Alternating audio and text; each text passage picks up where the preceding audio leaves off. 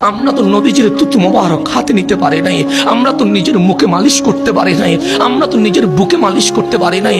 শুধুমাত্র ইয়া রাসূলুল্লাহ বলেছি, তাতেই আমি বেদাতি হয়ে গেছি।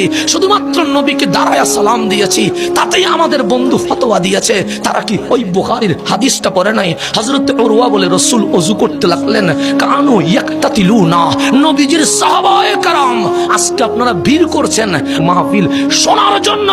আর মদিনার মানুষ মাহফিল শুনতে যায় নাই, মদিনার মানুষ নবীর কুলির পানি নিতে গিয়েছে।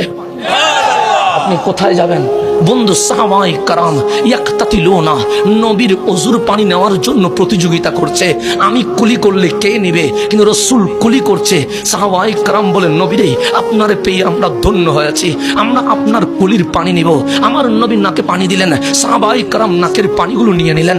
আমার নবী কদম মোবারক দ্রুত করলেন, সাহাবায়ে কেরাম নিয়ে নিলেন। হযরত উরওয়া বলছে, যারা সামনে ছিল ওরা নবীর ওযুর পানি মুখে বুকে পিঠে লাগাইলো, কিন্তু যারা দূরে ছিল ওরা তো পায় নাই। তো ওরা যারা পায় নাই ওদের কি হয়েছে? যে যারা পায় নাই ওরা সামনের দিকে এসে যারা পেয়েছে তাদের পিঠে মুখে বুকে চুমু দিয়া বলে, তুমি তো ধন্য হয়েছ, নবীর ওযুর পানি পেয়েছ।